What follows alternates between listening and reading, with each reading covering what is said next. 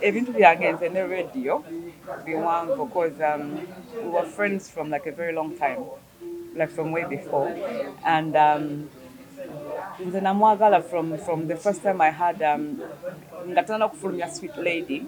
I had heard it before naye nga simanyi muyimbi. So when finally, when Nakudata came out, then the Bafulumia, I didn't know it was him. I was like, oh my God, you're the same person. So from that time, me and him were tight. Because when I'm to go on them, I appreciate you, I appreciate your talent and everything. From that time, we became very close.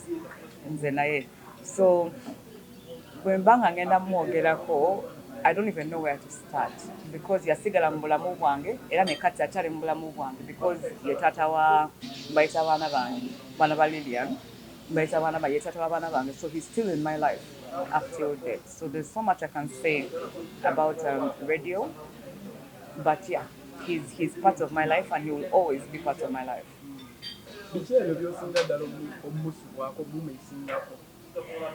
Well, byali bingi because nga tetuli ku stage oba nga tetuli mu studio, byali bingi bye twali tukola, like bwe tuba nga tufunye kadde nga ntudde naye ne Weasel at that time, for example, ne Jeff, bwe tuba nga tuli awo tuli mu time yaffe just for chilling, byali bingi nga twogera bingi nga bw'omanya emboozi ebintu ebimu sobola byogera ku TV naye nga twogera bingi.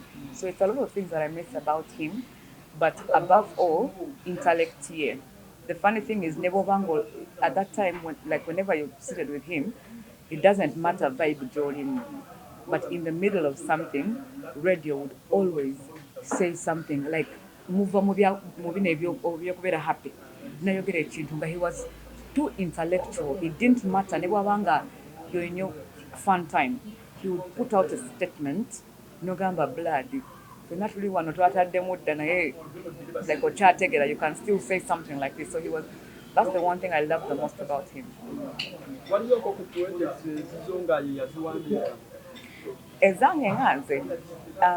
I can't say he wrote for me because the Temperature Radio is, even if he entered studio nachitegera nti wendi, yeah, nawulize ekintu kyendi mukola agamba kyusa kino kola kino. For example, Gold Digger, should I say, yayingirawo n'agamba kyusa kino, do ABCD bwe batyo. Gold Digger, yes. And then the other song, all enyimba endala ze nakola, for example, because they would work with Washington, and then ne bakola enyimba, then Washington would say, kati, we need a female to back this. Radio ngagamba, call Jackie. For example, Sweeter Than Cuckoo. The song is Never Forget. I did the backups. So it was always him. For some reason, radio always saw something that other people, I would call him, Nemogamba, now this is this happening this day, and what, please be here. Then now but Jay, the rest is so what day it's okay. Yeah. Of course. Yes, of course. Yes.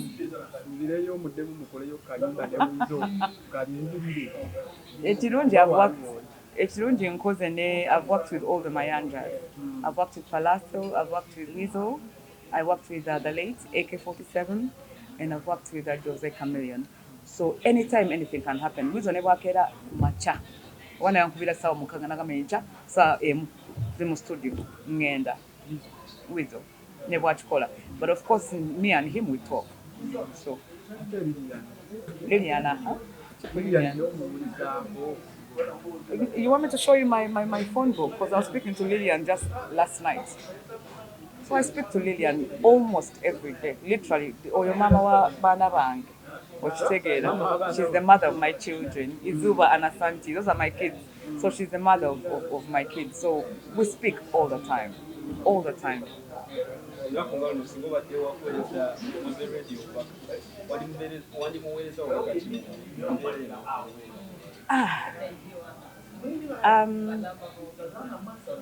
First and foremost, one of the reasons as to why Musu Wana attend a video is because of radio. That's the one thing I will tell you.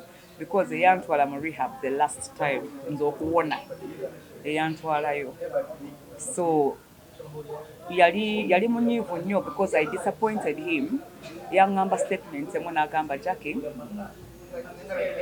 if you die now ani analabirira abaana bange okitegeera kati even the time he died at that time nga nkyali mu rehab kyannuma nnyo because nga sisobola kufuluma I could not come out to pay my last respect and even before that I wanted to talk to radio but your chance saagifuna era ekintu kyomulina okumanya is I still have it's one of the biggest regrets zenina nze ngani naye ate neebaza mukama because I believe it's for a reason wakindaga nti whoever it is that is important to you olina omuttereka nga akyali mulamu because you never know enkyayinza okuba nga taliwo so there's not much that I can tell radio apart from I love you I miss you I will always treasure you and I will keep your name alive.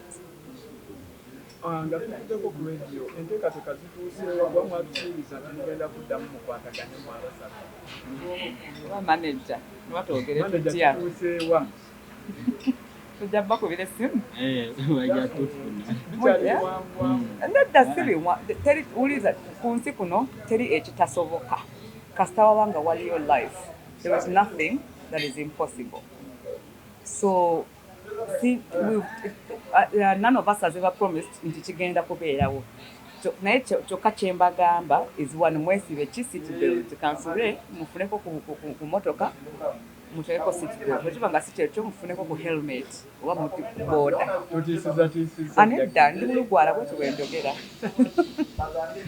obaye awo wenyini tukuddeyo tulaba nti nno abantu bangi kubamu abali ku lusegere lwa leedi bayawukana bajjamu enjawukana bubaka kibonyeza okubawa kuba tulaba abamu ate empalana bagisane break it down for me bulungi nti nno tulaba abantu abaali ngabaani for example katugambe nga bwolaba DJ official DJ exam takyakwatagana nawo abalaba me personally kyensobola okugamba is kati mwe bwe mubanga muli eyo bweru muwulira something different okitegeera mubeera temumanyi ekiriwa wano mu nju ewaka so sandyagadde ate mugambe nti kati bye mulaba tebakwatagana biti obeera tomanyi ekiriwa maka kakati awo kyokka kyensobola okubagamba is if that has happened ebeera problem yaabwe first wait for them bakole statement muleme kukola ki judgment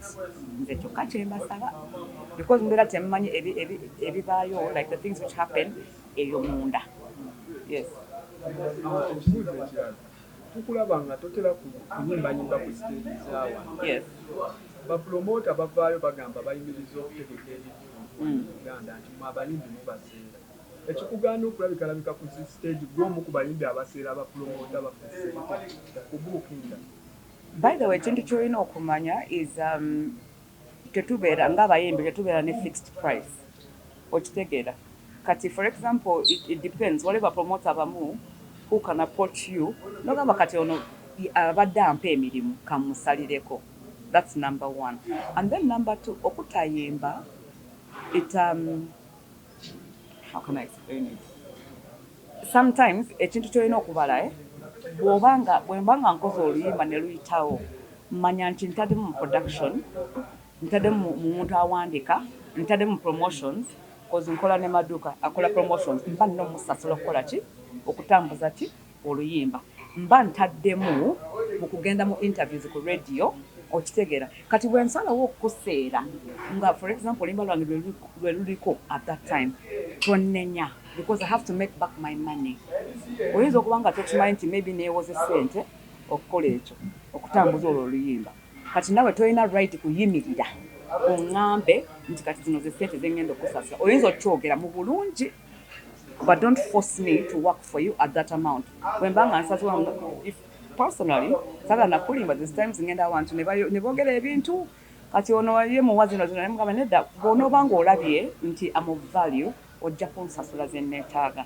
because obeera tomanyi nze kyempitamu for example mafuta ogenda mu interviews because oluyimba lukwate kasa lukwata nogamba jackie alina ki hiti kamuteeke ku show kati ate oyagala kunseera nange nina okufuna kyendya that's number one n'okuzzaawo ze ntaddemu mu production mu promotions buli kimu because simala gatambula nenkwata embaliga zange okesina mbaliga nentambula neŋŋamba nti okay fine kati no, it's a lot of work that goes into that. So omuntu wakeera ku makya n'ateekako price ku mutwe gwange nze nsirika busirisi.